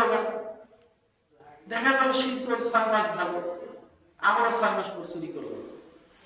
ভালো হবে কোনদিন? বলেন। এইভাবে আজীবন হাজার হাজার এবং বিচার হবে, চুরি কমবে না, শৃঙ্খলাও আসবে না। শৃঙ্খলাটা কি? শৃঙ্খলা হচ্ছে এটাই যে প্রত্যেকটা মহিলা আল্লাহ পাক শরিয়া দিয়েছে। শরিয়া ভালো করে বুঝেন। শরিয়া মানে কি? শরিয়া মানে আল্লাহর পছন্দ মতো কিছু বিধান। সেটা সামাজিক ক্ষেত্রে, রাষ্ট্রীয় ক্ষেত্রে, চোরের বিচারের ক্ষেত্রে, তালাকের ক্ষেত্রে, হ্যাঁ, মানুষের সম্পদ বন্টনের ক্ষেত্রে, কি ঠিক কিনা? তো এইগুলা মানা মানে নবীর দেওয়া শরীয়ত, নবীর তো আল্লাহ কোরআন দিছে, কোরআনের ভিতরে কান্দারও কথা আছে, হাসারও কিছু কথা আছে, কিছু কাহিনীও আল্লাহ পাক দিছে বিভিন্ন সময় বোঝানোর জন্য, এবং সাথে সাথে আল্লাহ পাক রব্বুল আলামিন কিছু আইনও দিয়ে দিছে। আইন মানে কি? ওই যে শৃঙ্খলা রক্ষার জন্য। কেন আপনি আমি যদি আইন বানাই, তা মানুষ সবসময় নিজের সুবিধা দেখে। মানুষ কি দেখে? নিজে দেখেন আজকে পুরো বর্তমান বিশ্ব আজকে পরিচালনা হচ্ছে সব গণতন্ত্র। গণতন্ত্র মানে সংসদ ভিত্তিক আইন তৈরির কাঠামোর মাধ্যমে। বাংলাদেশের যে আইন বা বিশ্বের আরো যে দেশ, এদের যে আইন, এটা কি কোরআনের মানে তারা না, কোরআনের নবী যে আইন এটা মানে তারা না, ওটা কিন্তু তারা কিন্তু মানে না, মানে না তারা। তারা কি করে? সংসদ বা বিভিন্ন সময় যেমন সংবিধান, যে বাংলাদেশ একটা সংবিধান আছে, সংবিধানে কি আছে? এই এই জায়গার ভিতরে দেশ কেমনে চলবে, চোরের কি শাস্তি হবে, একটা ডাকাতের কি শাস্তি হবে, সব দেওয়া আছে। মানে এক কথা তারা পয়সা মানে নিজেদের মতো একটা আইন সুবিধা মতো বানিয়ে দিছে। তা মানুষ নিজের সুবিধা মতো, মানুষ যখন কোনো কাজ করবে তখন মানুষ চিন্তা করবে চুরি তো আমিও করবো, তো সে সবসময় তার সুবিধা মতো সে আইন তৈরি করবে বা যে কোনো কাজ। তো সেই ক্ষেত্রে নবীদের আল্লাহ পাক রব্বুল আলামিন জানে যে মানুষের সবসময় নিজের সুবিধা চিন্তা করে, কারণ আল্লাহ পাক নিজে আইন দিয়ে দিয়েছে। কি আইন? চোরের দিকে আপনি বিচার করবেন, এই নাও আছে। রাষ্ট্র কেমনে আপনি চালাবেন, এই নাও আছে। কি ঠিক কিনা? এবং দেখেন এখানেই শেষ না। এই শৃঙ্খলা মানে কি? আপনি যে টয়লেটে যান, ওইখানে কিছু কাজ বাজ আছে না, এর ওখানে বাইরে কিছু কাজ বাজ আছে না, ওইটাও কিন্তু একটা শৃঙ্খলা, ওইটাও কিন্তু আল্লাহর দেওয়া আইন। এই নবীর মাধ্যমে সরাসরি কাজ করা না, কিন্তু হাদিসে আছে। আপনি যে টয়লেটে যান, আমরা কেমনে যাই বলে? ডান পাতা কি আপনি টয়লেটে যেতে পারবেন? বা পাতা আমরা করি, ঠিক কি না? এরপর আমরা দোয়া করি। দোয়া কেন করি? কারণ ওইখানে কিছু জিন্নাতরা থাকে, খারাপ জিন্নাত। আপনি যদি দোয়া না করে যদি বসেন, তাদের শরীরে আপনি এক পেশাব পায়খানা করে দিবেন। এরপর কি করবে? এরা আপনার ক্ষতি করবে এসে, ঠিক না? নজর দিবে, বারবার কিন্তু ক্ষতি করবে।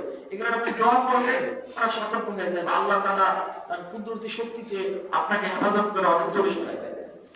এটাও কিন্তু একটা শৃঙ্খলা, এটা একটা আইন। তো এটাই সেই শৃঙ্খলা, কি ঠিক কিনা? তো এইভাবে দেখেন প্রত্যেকটা জায়গায়, প্রত্যেকটা কাজ। আপনি ঘুমাবেন কেমন? আপনি চাইলে কি একেবারে সোজা চিঠিয়ে ঘুমাইতে পারবেন? তো এখানে দেখেন আল্লাহ শৃঙ্খলা কি দিয়েছে নবীর মাধ্যমে। খেয়াল করবেন, খুব খেয়াল করবেন। এখানে শৃঙ্খলা কি? আপনি কি গরু যখন পা দুইটা টাস করে ফলে শুয়ে পড়লো, আপনি করতে পারবেন? আপনার শোয়ার কিন্তু সুন্নত আছে, এটাই শৃঙ্খলা। কি? এই যে আপনি আসছেন, আপনি ঘুমাবেন, আগে উজু করে নেন, কি ঠিক কিনা? উজু করে ডান কাত হন, এই হাত দুটাকে এইভাবে, হাদিসে আসছে নবী পাক ঘুমাইতেন এইভাবে, একেবারে গলার একেবারে সামনে রেখে ডান কাত হয়ে ঘুমাইতেন, এবং ঘুমানোর আগে দোয়া করতেন। কারণ আপনি যখন ঘুমাইবেন, এটাও তো একটা মৃত্যু, ছোট মৃত্যু। আপনি যখন ঘুমান, আপনার রুহ কি সচেতন থাকে? রুহ তো তখন বাইরে হয়ে যায়, ঠিক না? আবারও ফিরে আসে যখন জাগে, ওটা একটা মরার মতোই, ছোট মৃত্যু। তো কি ওই সময় দোয়া করে নিতে হয়, তো একটা শৃঙ্খলা না? এরপরে এই যে আউলিয়া ইকরামের দরবারে যে আসছেন, এখানেও কিন্তু শৃঙ্খলা আছে।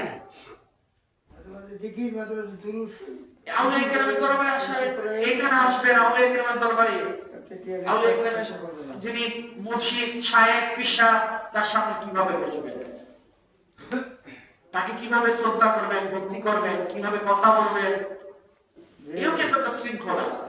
আল্লাহ পাক বলতেছেন যে তোমরা দুনিয়ার ভিতরে বিশৃঙ্খলতা, তোমরা মানে দুনিয়ার ভিতরে শৃঙ্খলতা, শান্তি প্রতিষ্ঠা হইলে, নিয়ম প্রতিষ্ঠা হইলে, এরপরে তোমরা বিশৃঙ্খলতা হইল না। এটা মানে কি? যে আল্লাহর দেওয়া যে আইন, কোরআনে যে আইনগুলো আছে, হাদিসের ভিতরে আপনাকে আমাকে দৈনন্দিন ঘুমের থেকে ওঠার পরে কাজ করা থেকে নিয়ে খাবার থেকে নিয়ে যত কাজ আছে, এগুলা প্রত্যেকটা করাই কি ওই আল্লাহ শৃঙ্খলা, যেটা নবীর মাধ্যমে দিচ্ছে। আল্লাহ ওইটা করতে বলতেছে, মানে কি প্রত্যেকটা কাজে নবীকে অনুসরণ করতে বলতেছে। বলেন সুবহানাল্লাহ, বলেন সুবহানাল্লাহ।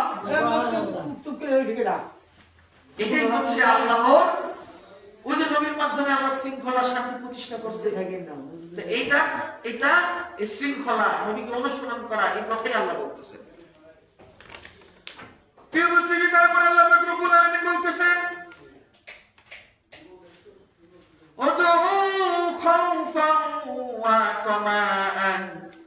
হে দুনিয়ার ইমানদাররা, যারা তোমরা আল্লাহ পাক রব্বুল আলামিনকে ভালোবাসবা নবী দেখানো পদ্ধতিতে, শুনে রাখো তোমরা তো ইবাদত করবা, বন্দেগী করবা, পাশে পাশে শয়তান তোমাদের পাশাপাশি কিছু গুনাহ করা ফেলবে।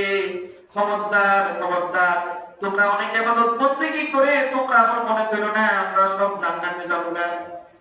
আবার যারা অনেক গুনাহ করে ফেলেছো, আল্লাহর ইবাদত করতে পারতেছো না, ভালো কাজ করতে পারতেছো না, পীরের দরবার আউলিয়ার দরবারের সাথে সম্পর্ক তোমাদের হয় নাই, মুর্শিদের দরবার চিনো না, আপন মুর্শিদ জানেন নাই। খবরদার তোমরাও চিন্তিত হইও না। আমি আল্লাহ নবীকে তো অনুসরণ করবাই, এবং এরপরে তোমরা কি করবে? তোমরা ভয় ভীতি এবং আশা আকাঙ্ক্ষার সাথে আল্লাহকে ডাকতে থাকবা। তুমি যে গুনাহ করেছো, তোমার যে অন্যায়, তুমি কিন্তু মনে করো না আল্লাহ পাক তোমাকে ক্ষমা করবে না। তুমি আশার ভিতরে থাকবা। কিসের ভিতরে থাকবা? আশার ভিতরে। আশা নিয়ে আল্লাহকে ডাকবা, আশা নিয়ে ইবাদত করবা যে আমি তো গুনাহগার, আমি তো অন্যায় করে ফেলেছি, আমি তো সৎ মানুষ, আমি তো সোবতের পথ চিনি নাই, আমি তো অন্যায় সোবত দিয়েছি, আমি তো মদের আড্ডায় সোবত দিয়েছি, আমি তো জুয়ার আড্ডায় সোবত দিয়েছি, আমি তো চাকাপ খোলার ভিতরে সোবত দিয়েছি, আমি গীবতের ভিতরে সোবত দিয়েছি। আমি এই সব সোবত ছেড়ে যখন আউলিয়া কেরামের সোবতে চলে আসবো, আপন মুর্শিদের দরবারে সোবতে যখন চলে আসবো, তখন মনের ভিতরে আশা নিয়ে যে আল্লাহর ওলির দরবারে আসছি, আল্লাহ পাক এই ওসিলায় আমাকে ক্ষমা করবে। বলি সুবহানাল্লাহ। আল্লাহর ওলির সোবতে আল্লাহ কি করবে? আমার দিলকে ভালো করে দিবে। বলি সুবহানাল্লাহ। আল্লাহর ওলির সোবতে আমি আমার দিলকে মুতমাইন্নার পর্যায়ে নিয়ে যেতে পারবো। কলবকে এই আশা নিয়ে কি আল্লাহকে ডাকতে হবে।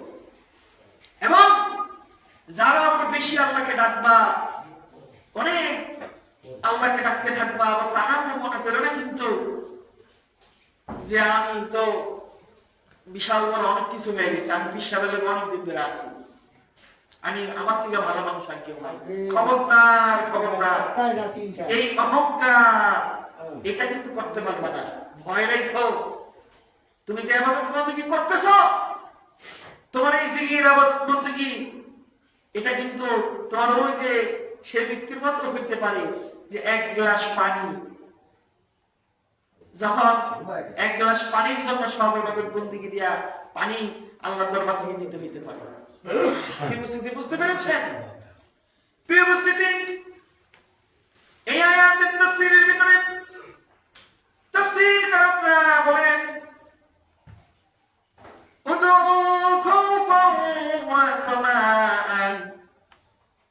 সবার প্রথম তাফসীরকাররা বলেন যে নিজের ভিতরে দুইটার ভিতরে একটা স্তর দেখো, তোমার ভিতরে তুমি পয়দা করতে পারোনি আল্লাহর সাথে তোমার তুমি যে ইবাদত বন্দেগী করার লাগে যেভাবে ভালোবাসো, এইটা দ্বারা তোমার ভিতরে কি আশা আসে না ভয় আসে? একটা অবস্থা যেন আসে, এবং কারো কারো কিন্তু দুইটা অবস্থায় যেন আসে। তুমি যদি ভয় যদি রাখো, আল্লাহর ভয় থাকতে হবে। ভয় কোথায় থাকতে? ভয় কি দেখা যায়? আগে বলেন তো, ভয় কি আমরা দেখতে পারি? ভয়টা কি দেখা যায়? ভয়টা কি আমার হাতে দিতে পারবেন? আমি আপনাদের হাতে দিতে পারবো ভয়? পারবো? দুনিয়ার যত মুফতি সাহেবরা আছে, কেউ কি ভয়টা হাতে দিতে পারবে? পারবে না।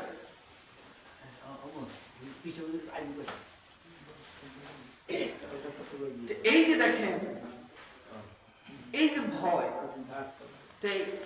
অবস্থা কিন্তু একটা নিজের ভিতরে গভীরভাবে করতে হবে। ভয় নেমে আসে, আর ভয় আসা দুটোর ভিতরে থাকতে হবে। অবস্থা কিন্তু তিনটা, ভয় এবং আশা নিজস্ব। একটা ভয়, একটা আশা, আরেকটা, দুটো অবস্থা হইতে পারে, ভয় এবং আশা দুটাই থাকে একটা মানুষের ভিতরে। কি আপনার ভিতরে যদি ভয় যদি না থাকে, আপনি কি আল্লাহর বিধান মানতে পারবেন? আল্লাহ যে নবীকে মানার কথা বলছে, আল্লাহর আইন মানার কথা বলছে, মেনে দুনিয়ার ভিতরে শৃঙ্খলতা বজায় রাখার কথা বলছে, এটাকে আপনি রাখতে পারবেন যদি আপনার মনের ভিতরে যদি ভয় যদি না থাকে? নবী সাল্লাল্লাহু আলাইহি সাল্লামের একটা হাদিস, নবী সাল্লাল্লাহু আলাইহি সাল্লাম বলতেছেন, ভয় এবং আশা এই দুটার মাঝখানে ইমানদারিত্বের পরিচয়। এই দুটার মাঝে কি ইমানদারিত্বের পরিচয়। ইমানদার যখন আল্লাহ তাআলার আযাবের, জাহান্নামের যে সৃষ্টি, জাহান্নাম আপনারা জানেন আল্লাহ পাক রব্বুল আলামিন জান্নাত সৃষ্টি করে জিবরাইল আলাইহিস সালাতু ওয়াস সালামকে পাঠাইলেন, হে জিবরাইল যাও তুমি জান্নাতকে একটু ঘুরে দেখে আসো। প্রিয় উপস্থিতি, আল্লাহ পাক রব্বুল আলামিন জিবরাইল আলাইহিস সালাতু ওয়াস সালামকে যখন আদেশ দিলেন, ও জিবরাইল যাও, আমি আল্লাহ জান্নাত তৈরি করেছি আমার মুত্তাকি বান্দাদের জন্য, জান্নাতটা একটু ঘুরে দেখে আসো। হযরত জিবরাইল জান্নাত ঘোরার জন্য গেলেন।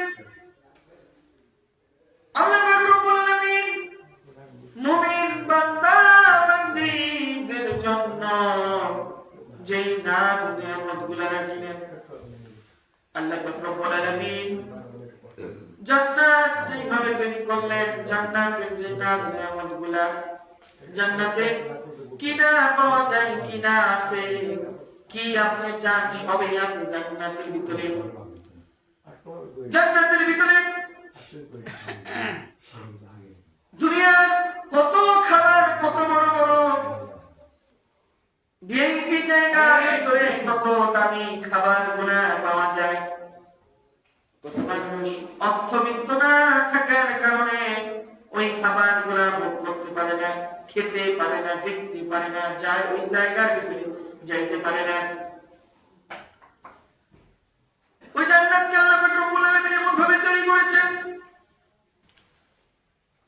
আল্লাহ পাক রব্বুল আলামিন মুত্তাকি মুমিন বান্দা কোন রকম আফসোস থাকবে না। জান্নাতের ভিতরে যাওয়ার পরে আল্লাহ, আমি এটা পেলাম না, আমি এটা চাই, এটা আমাকে দেওয়া হলো না, এই ধরনের কোনো আফসোস কোন জান্নাতে থাকবে না। প্রত্যেকটা মানুষের সবচেয়ে বড় চাওয়া, সবচেয়ে বড় পাওয়া হলো, আমি যদি আজীবন যদি যুবক থাকতে পারতাম, আমার দাড়িগুলা যদি না পাকতো, আমার মুছগুলা যদি না পাকতো, আমার চুলগুলা যদি না সাদা হয়ে যাইত। এই ধরনের আশা কি মানুষের আছে নাকি নাই? বলেন, জোরে বলেন, আছে নাকি নাই? আমার হাতের চামড়াগুলো যদি না গোজা হয়ে যাইত, আমার চোখের দৃষ্টি শক্তিটা যদি না কমে যাইত, আমার কানে আমি যেটা শুনি এই শক্তিটা যদি প্রখর থাকতো, আমার পায়ের শক্তি যদি অটুট থাকতো, আমার চেহারার চামড়াগুলো যদি না কি হইতো, বুড়া হয়ে যাইত। এই ধরনের চাওয়া কিন্তু দুনিয়ার প্রত্যেকটা মানুষের, বলেন কি ঠিক কিনা? স্বাভাবিকভাবে একটা যুবক যখন 30 থেকে 35-এর উপরে উঠতে থাকে, তখনই কিন্তু সে যে বৃদ্ধ হয়ে যাচ্ছে একটা ভাব চলে আসতে থাকে, কি ঠিক? তখন ঘুম দিল, ঘুমের থেকে উঠে দেখে চুলগুলা পেকে যাচ্ছে, চুলগুলা কেমন যেন পাকা পাকা অবস্থা। তাড়াতাড়ি দুনিয়ার মানুষ যেন না দেখে তার চুলগুলা পেকে গেছে, সাথে সাথে নাপিতের কাছে গিয়ে রং লাগায়, ঠিক কিনা? কি বলে, কি ঠিক কিনা? তখন তার মনের ভিতরে যে একটা আফসোস আসবে, ওই সময়ে যারা তারা ভালো কিনা জানেন, কি ঠিক কিনা? বলে কি আপনার সব বলছেন কিনা? মিথ্যা কথা বলছি কিনা? আগে মিথ্যা কথা বলছি আমি? বলেন, আপনারা বলেন। কি উপস্থিতি, প্রত্যেকটা মানুষের এই দুনিয়ার ভিতরে সবচেয়ে প্রথম চাওয়া থাকে, আমি যদি আজীবন যদি অটুট থাকতাম, যুবক থাকতাম, আমার বয়স যদি 25-এর ভিতরে থাকতে, বলেন কি ঠিক কিনা? কি চায়, কি চায় না মানুষ? প্রিয় উপস্থিতি, আল্লাহ পাক রব্বুল আলামিন জান্নাতের ভিতরে তার বান্দাদের সবার প্রথম এই চাওয়াটা পূরণ করে দিবে। এই দুনিয়ার ভিতরে আমরা আমাদের হায়াত তো 80-90 বা সর্বোচ্চ ধরলাম 100 বছরই বর্তমান মানুষ বাঁচে, বা ধরলাম 80। আমাদের আগে যে সমস্ত নবীর উম্মতেরা ছিলেন তারা তো হাজার হাজার বছরও বেঁচেছেন, কি ঠিক কিনা? ধরেন একটা মানুষ 400 বছর এই দুনিয়ার ভিতরে জীবিত ছিলেন, ওই 400 বছরের ভিতরে 100 বছর সে বৃদ্ধ অবস্থায় কাটাইছিল। চেহারা চামড়া গুলা ঝুলে একেবারে নিচে হয়ে এসেছিল, চুলগুলা সব পেকে সাদা হয়ে গেছিল, চোখের দৃষ্টি শক্তি একেবারে কমে গেছিল। ওই মানুষটাকে যদি আল্লাহ পাক রব্বুল আলামিন জান্নাতের ভিতরে নেন, ওই মানুষটাকে আল্লাহ পাক রব্বুল আলামিন 25 বছরে যুবক বানিয়ে দিয়ে বলে সুবহানাল্লাহ। প্রিয় উপস্থিতি, শুধু 400 বছর না, আপনারা জানেন হযরত নবীনা মুসা আলাইহিস সালাতু ওয়াস সালাম একদিন এক পথ দিয়ে হেঁটে যাচ্ছিলেন, যাওয়ার পথে দেখলেন এক বুড়া আর বুড়ি কান্না করে। আল্লাহর নবী হযরত মুসা আলাইহিস সালাতু ওয়াস সালাম প্রশ্ন করলেন, ও বাবা, আপনি কেন কান্না করতেছেন? বুড়া বুড়ি বলে, আমার একটা মাত্র সন্তান, সে এই অল্প বয়সের ভিতরে দুনিয়ার থেকে চলে গেল, এই জন্য আমরা কান্না করতেছি। নবীনা মুসা আলাইহিস সালাতু ওয়াস সালাম তাকে প্রশ্ন করলেন, আপনার এই সন্তানের বয়স কত? বলতেছে, ছোট বয়সেই আমার সন্তানটা মারা গেছে। আল্লাহর নবী মুসা ওই বৃদ্ধকে এবং বৃদ্ধাকে প্রশ্ন করলেন, আপনার এই সন্তানের কত বয়স হয়েছিল? তারা বললেন 1200 বছর হায়াত পেয়েছে। বুঝতে পেরেছেন? 1200 বছর হায়াত পেয়েছে, তখন বাচ্চা। আল্লাহর নবী মুসা আলাইহিস সালাতু ওয়াস সালাম তখন বললেন, ও বুড়া বুড়ি, তোমরা তো কান্না করো, তোমাদের সন্তান 1200 বছর বয়স, এখন বৃদ্ধ। আল্লাহ পাক রব্বুল আলামিন শেষ জামানার যে নবীর যে উম্মতরা হবে, তারা 80 থেকে 90 এর ভিতরে বয়স পাবে। এই কথা শুনে আল্লাহর নবী তো মিথ্যা কথা বলতে পারে না। ওই বৃদ্ধা, বুড়া এবং বুড়ি দুইজনে নিজের ছেলের, বাচ্চা ছেলের মৃত্যুর বেদনা ভুলে গিয়ে হযরত মুসা আলাইহিস সালামকে প্রশ্ন করলেন, এই বৃদ্ধ এই 80 থেকে 90 বছর হায়াত যে পাবে, তারা কি এর ভিতরে বালেক হবে কিনা। কি প্রশ্ন করছে? তারা কি বালেক হবে? বালেক হবে? মুসা আলাইহিস সালাম বললেন হ্যাঁ তারা বালেক হবে। এরপরে ওই বুড়া এবং বুড়ি আল্লাহর নবী মুসাকে প্রশ্ন করলেন বালেক যে হবে বিবাহ শাদী করবেনি?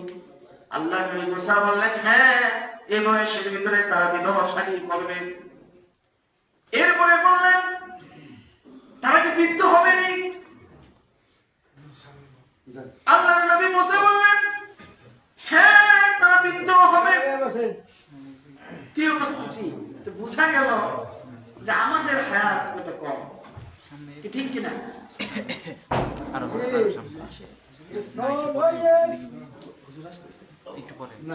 কি উপস্থিতি? যে কথাটা বলতেছিলাম, জান্নাত ঘুরে যখন দেখলেন, দেখে জিবরাইল আলাইহিস সালাম আল্লাহ পাক রব্বুল আলামিনের প্রশংসায় লিপ্ত হয়ে গেলেন। আল্লাহ পাকের প্রশংসা করে বলতে লাগলেন হে আমার মালিক, আপনার দরবারে শুকরিয়া এবং সালাম জানাই ওই সমস্ত মানুষদের যারা ঈমান নিয়ে আসবে, যাদের জন্য আপনি জান্নাত সৃষ্টি করে রেখেছেন। এরপরে আল্লাহ পাক রব্বুল আলামিন হযরত জিবরাইল আলাইহিস সালামকে বললেন জিবরাইল যাও, যারা আমার হুকুম মানবে না আমি আল্লাহ পাক রব্বুল আলামিন দুনিয়ার ভিতরে যে আইন দিয়েছিলাম, যে আইন মেনে দুনিয়ার ভিতরে শৃঙ্খলা বজায় রাখার জন্য বলেছিলাম, আমার আইন যারা মানলো না তাদের জন্য আমি যে জাহান্নাম তৈরি করে রাখলাম, যাও জাহান্নামটা দেখে আসো। হযরত জিবরাইল আলাইহিস সালাম জাহান্নাম দেখার জন্য গিয়ে তিনি আর জাহান্নামের ভিতরে ঢুকতে পারলেন না। প্রিয় উপস্থিতি, আমাদের যদি জান্নাতি হতে হয় তাহলে অবশ্যই কি আল্লাহর যে শৃঙ্খলা, আল্লাহর দেওয়া যে আইন, এটা আমাদেরকে মানতে হবে কি হবে না? বলেন। প্রিয় উপস্থিতি, হুজুর চলে আসবেন, আমার আলোচনা আমি গুছিয়ে নিয়ে আসছি শেষ দিকে। আমি কালামুল্লাহ যে আয়াতটা তেলাওয়াত করেছিলাম, এরপরে আল্লাহ পাক রব্বুল আলামিন বলতেছেন ইন্না রাহমাতাল্লাহি করিবুম মিনাল মুহসিনিন, যারা দুনিয়ার ভিতরে শৃঙ্খলা মেনে চলবা, আমি আল্লাহর হুকুমের বাইরে যাইবা না, এবং তোমরা আশা এবং ভয় নিয়ে আমাকে ডাকবা, তোমরা জাইনা রাখো নিশ্চয় আমি আল্লাহর দয়া সৎকর্মশীলদের নিকটবর্তী। বলে সুবহানাল্লাহ। বিষয়টা বুঝছেন যে যারা তুমি শৃঙ্খলা মেনে চলবা, ভয় এবং আশা দুইটা রাইখা আমি আল্লাহকে ডাকবা। আর প্রথমে ডাকবা কেমনে? প্রথম আলোচনায় কিন্তু বলছি আল্লাহকে ডাকতে হবে কেমনে? বিনয়, ভদ্রতা, নম্রতা, এইগুলা নিয়ে যখন আল্লাহকে ডাকবা, নিশ্চয় তোমরা মনে রাখো আল্লাহর দয়া, আল্লাহর রহমত কাদের কাছে? সৎ কর্মশীল হবে যারা, তাদের কাছে। বলেন ঠিক কিনা? প্রিয় উপস্থিতি, এই সৎ কর্মশীল কারা? বলেন পীর আউলিয়া কেরামরা। বলেন কি ঠিক কিনা?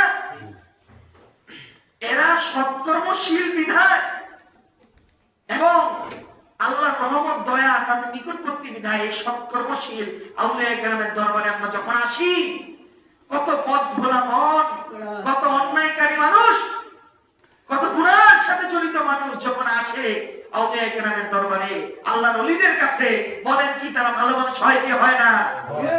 এমন ভালো মানুষ হয়, দুনিয়াদারি লোক দেখানো এগুলো কিছুই থাকে না। বলেন কি ঠিক কিনা? আমার আলোচনা শেষ দিকে নিয়ে যাবে একটা ঘটনার মাধ্যমে। কোন কিচ্ছা খাই না, সাধারণ কিচ্ছা খাইনি না। হযরত ইমাম কাসির রাহমাতুল্লাহ আলাইহি তার লিখিত আল বিদায়া নিহায়ার ভিতরে 9 নম্বর খণ্ডের ভিতরে তিনি এইভাবে ঘটনাটা উল্লেখ করেছেন। তিনি বলতেছেন, এক লোক বাদশা ছিলেন, এই বাদশার কাছে এক বুজুর্গ আসলেন, এক আল্লাহর নবী এসে তাকে বুঝাইলেন। বুঝানোর পরে তিনি আল্লাহমুখী হলেন। আল্লাহমুখী হওয়ার পরে তিনি ন্যায়পরায়ণ বাদশাহ হয়ে গেলেন। রাজ্যের ভিতরে সঠিকভাবে রাজ্য কর্ম পরিচালনা শুরু করলেন। আর আমরা কিন্তু জানি হাদিসের ভিতরে কিন্তু রয়েছে, কোন বাদশাহ যখন সৎভাবে রাষ্ট্র পরিচালনা শুরু করে দেয় তখন আল্লাহ পাক রব্বুল আলামিন রাষ্ট্রের ভিতরে বরকত দেয়, বরকত দিতে থাকে। আর যদি কোন রাষ্ট্র পরিচালক, রাষ্ট্রের নেতা যদি চিন্তা থাকে ধান্দা চুরির, তখন আল্লাহ পাক রব্বুল আলামিন আরো গজব দিতে থাকে। ফসলের বরকত কমায় দেয়, খাবারের বরকত কমায় দেয়, মাছের বরকত কমায় দেয়। বলি নাউযুবিল্লাহ। ওই বাদশা যখন মানুষের ভিতরে ন্যায় বিচার শুরু করে দিল, এমনি ভাবে মানুষ তার ভক্ত হয়ে গেল। এখন রাজা যখন আল্লাহ জিকির করে, মুরাকাবা মুশাহাদা করে, ওই সুফি, ওই আউলিয়ার যখন ভক্ত হয়ে গেল, এখন দুনিয়া তার আর ভালো লাগে না। কি লাগে না? বাদশা রাজ্যের সমস্ত তাকে তার কিছু প্রজাদের এবং মন্ত্রীদের নিয়ে মিটিং এ বসলেন। মিটিং এর ভিতরে বললেন, আমি আর এই রাজ্য কার্য করবো না, আমি রাজ্য কর্ম ছেড়ে চলে যাব, গহীন জঙ্গলে আল্লাহর ইবাদত করব। তোমরা কে কে আমার সাথে যাইতে পারো? আমার মন্ত্রীদের ভিতরে যদি কেউ যাইতে চাও তোমরাও যাইতে পারো। মন্ত্রীদের ভিতর থেকে প্রধানমন্ত্রী এবং রাজ্যের কিছু প্রজারা তার সঙ্গে চললো। কোথায় যাবে গন্তব্য জানে না। এক জঙ্গলের ভিতরে গিয়ে আল্লাহর ইবাদত করতে লাগলেন। ওই জঙ্গলের পাশে ঝর্ণা ছিল, তারা চাষাবাদ করে খুব সুন্দর ওইখানে জীবন যাপন কাটাতে লাগলেন, আল্লাহর ইবাদত বন্দেগী করতে লাগলেন। এমনি ভাবে ব্যাপক সময় ওই জায়গায় থাকার পরে তাদের মনের ভিতরে বাসনা জাগলো, এই জায়গার ভিতরে তো অনেক সময় আমরা রইলাম, অনেক মানুষ তো আমাদের ভালো মানুষ জানে, এটা তো দিন দিন আমাদের ভিতরে রিয়া চলে আসতেছে, আমরা আর এই দেশের ভিতরে থাকবো না, এই জায়গা ছেড়ে আমরা অন্যত্র জায়গায় চলে যাব। এমনি ভাবে তারা সফর করে অন্য কোন এক জঙ্গলের ভিতরে তারা চলে গিয়ে আল্লাহর ইবাদত বন্দেগী করতে লাগলেন। পাশে এক রাজার রাজ্য ছিল, ওইখানে ব্যাপক সময় মানুষের থেকে নীরবে মানুষের সাথে সম্পর্ক বিচ্ছিন্ন রেখে আল্লাহর ইবাদত বন্দেগীতে তারা যখন লিপ্ত রইলেন, এমনি ভাবে সমাজের মানুষগুলো তাদের সম্পর্কে জানতে লাগলো যে আমাদের এই জঙ্গলের ভিতরে অনেক বড় বড় বুজুর্গরা থাকে, অনেক ভালো মানুষেরা থাকে, তারা সর্বসময় আল্লাহর ইবাদত বন্দেগীতে লিপ্ত থাকে। মানুষের কাছে হাদিয়া নেয় না, নিজেরা চাষাবাদ করে জীবন যাপন করে। এমনি ভাবে অনেক মানুষ তাদের কাছে এসে ভিড় জমাইতে লাগলো। তারা চিন্তা করলেন, এমনি ভাবে তারা দেখলেন যে অনেক মানুষ তাদের হয়ে যাচ্ছে। একদিন দেখলেন ওই দেশের মানুষ এমনি ভাবে রাজাকে গিয়ে বললো যে আমাদের এখানে অনেক ভালো মানুষ রয়েছে, আমাদের এই জঙ্গলের ভিতরে অনেক বড় বড় বুজুর্গরা বসবাস করে, অনেক বড় আউলিয়ারা বসবাস করে, বাদশা আপনি তাদের কাছে যান। এমনি ভাবে দেখা গেল যেমন একটা পরিস্থিতি হলো, মানুষ তাদের কাছে সম্পদের জন্য যাওয়া শুরু করলো, টাকার জন্য যাওয়া শুরু করলো। কারণ মেয়ে বিবাহ হয় না, ছেলে বিবাহ হয় না, এমন ভাবে তাদের কাছে দুনিয়া নিয়ে আসা শুরু করলো। এমনি ভাবে তারা সাধারণ মানুষ যখন দুনিয়া নিয়ে আসতো, তারা ওইভাবে যারা মানুষ আসে, এমনি ভাবে একদিন রাজাও আসলো। রাজা এবং কতগুলো সমস্যায় পড়ে তাদের কাছে আসার জন্য চিন্তা ভাবনা করলো, এবং আউলিয়া কেরামের কিন্তু কাশ খোলা, কোন মানুষ কোন নিয়ে আসছে এই তাদের নাগালে কিন্তু এটা ধরা খাওয়া যায়। এবং কি ঠিক কিনা, কি বলেন, কি ঠিক কিনা? আউলিয়া কেরাম তাদের কিন্তু ধোকা দেওয়া তো সহজ না। আপনি হক্কানি পীর বুজুর্গকে ধোকা দিবেন এত সহজ না, নাগালে কিন্তু ধরা খেয়েছে লাগে। প্রিয় উপস্থিতি, এমনি ভাবে তারা জানতে পারলো রাজা আসবে, রাজা এসে দুনিয়াবি চাহিদা পূরণের জন্য আসবে। তারা আগে থেকে জেনে গেল এবং অগ্নি পাবে দেখলো রাজার আগে থেকে বিভিন্ন বাহিনী এসে পরিদর্শন করতে লাগলো উপরে। এমনি ভাবে ওই যে রাজা, ওই দলের সর্দার, ইনি বলতে লাগলেন আমাদের কাছে তো রাজা আসবে দুনিয়াবি জিনিস চাওয়ার জন্য, এখন আমাদের ভাব চেঞ্জ করে ফেলতে হইব। ভাব কি? ইনি আসবে, আসলে তোমরা কি করবে? তো আমাদের কাছে যে খাবারগুলো আছে তোমাদের কাছে, এই খাবারগুলো সব নিয়ে সবাই খেতে বসে পড়বা, খাইবা আর কথা বলবা, খাইবা কথা বলবা, তার কোনো দামে দিবা না। আর সে বড় মানুষ, রাজা বাদশাহ বা কোটিপতি যারা, জানেন তো অহংকার কেমন হয়, কি ঠিক কিনা? চেন না দিলে আমারে চেন দিল না, কি ঠিক কিনা? সালাম আগে না দিলে তুই কার বেটা রে, কি ঠিক কিনা? এগুলো আছে নাকি নাই? এই সমস্ত নৈতিকতা, অহংকার, নিজের বরত্ব, নিজের গৌরবের প্রশংসায় গর্বে খুব ফুলে যাওয়া, এইগুলা কিন্তু খুব প্রাচীন থেকেই আছে। যে বর্তমানে এগুলা আমরা এই কি বলে আমরা দেখি বড় লোকদের বা যাদের কাছে টাকার ভান্ডেল তাদের ভিতর দেখি, তো আগে রাজা বাদশাদের ভিতরে এগুলো ছিল। আর এখনো মন্ত্রী এমপি যারা, তারা কি এগুলো থেকে দূরে কিনা? তারা কি দূরে নি? তাদের ভিতরে নাই এগুলো? কি বলেন প্রিয় উপস্থিতি? ঠিক এমনি ভাবে রাজা আসলো, এসে তারা ওই সুফিদের যে দল, তারা ছিল পাহাড়ের উপরে। তারা পাহাড়ের উপরে থেকে সব দেখতে লাগলেন কি করছে। তারা দেখলেন রাজা উপস্থিত হয়েছে পাহাড়ের নিচে, মন্ত্রী শহর যেই ঘাট তার যেগুলো রয়েছে তাদেরকে রেখে তিনি উপরে আসতেছেন হেঁটে হেঁটে। তখনই ওই যে রাজা, যিনি আল্লাহর প্রেমে দুনিয়াদারি সব ছেড়ে জঙ্গলে সেবাদত বন্দিতে রয়েছেন, ইনি বললেন আমাদের কাছে কার কাছে কি খাবার গুলা আছে সব নিয়ে আসো। খাবার গুলা না হলো তারা খেতে লাগলেন এবং বলে দিলেন বাদশাহ যখন ঢুকবে তখনই খাবার শুরু করবে।